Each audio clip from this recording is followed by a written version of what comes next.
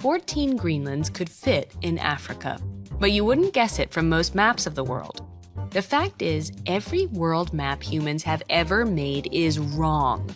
Actually, it's impossible to make a map of the world 100% right. No, not you, Globe, we know you're accurate. Not you, Google Earth, you're just a digital globe. We're talking about flat maps, which, let's face it, are way more convenient for a lot of things. Anyway, as we were saying, it's impossible to make a 100% accurate flat map of a spherical planet. For a long time, people didn't even try. They just plonked places down in arbitrary locations without any consistent scale. Then, in 150 AD, the Greek mathematician and astronomer Ptolemy systematically mapped the Earth on a grid and placed locations on the grid according to coordinates, so maps could be checked against others and replicated. Ptolemy built his grid out of lines we still use today, 180 lines of latitude and 360 lines of longitude. In spite of these advances, people kept getting lost. Part of the problem was a, shall we say, incomplete understanding of the world's geography. But it was also just really difficult to navigate using a map. Because the Earth is round, the shortest route from one place to another is a path along a circle. If we draw this route on a flat map, it passes through every line of longitude at a different angle. To follow the route, you'd have to constantly shift the direction you're traveling. Any slight error would land you in the wrong place. In 1569, Gerardus Mercator fixed this problem.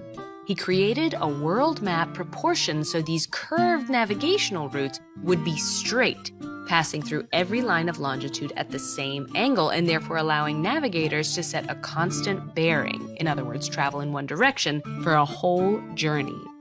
There was just one tiny hitch. To do this, he had to distort land masses and bodies of water so those furthest from the equator got larger and those closest to the equator shrank. In spite of its inaccuracies, Mercator's map was very useful. In fact, it's still widely used today, including in online maps. But it's still wrong. In 1925, the good Homolocene projection was created as, get this, an interrupted pseudo-cylindrical equal area projection. What does that mean? Not important. The point was to minimize distortion for the entire world. The map can be land-oriented or ocean-oriented. Either way, the so-called orange peel map isn't very easy to read. The Dymaxion projection by American architect Buckminster Fuller in the 1940s is even better.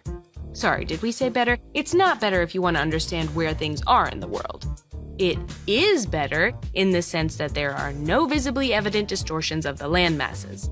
Though, if you wanted to know, say, how far Brazil is from Nigeria, you won't get any sense of that from this map. The most accurate projection to date is the Orthograph World Map designed by Japanese architect Hajime Narukawa in 1999. The continents and oceans are almost completely in proportion and the map is rectangular, just how we like it. Could this be the perfect map? Well, no. Since the Mercator works for navigation and reads clearly, why bother with all these wacky maps? Arno Peters argued that by enlarging European and North American countries, the Mercator projection gives white nations a sense of supremacy over non-white nations closer to the equator. He adapted the Gall-Peters projection, which counteracts that particular problem, but the continents are still stretched. Today we rely on maps less and less for navigation, but they still play a vital role in education. Peters was definitely onto something. No matter what map we're looking at, it's a story told from the perspective of the map's creator that in turn shapes, perhaps unduly, our perception of our world.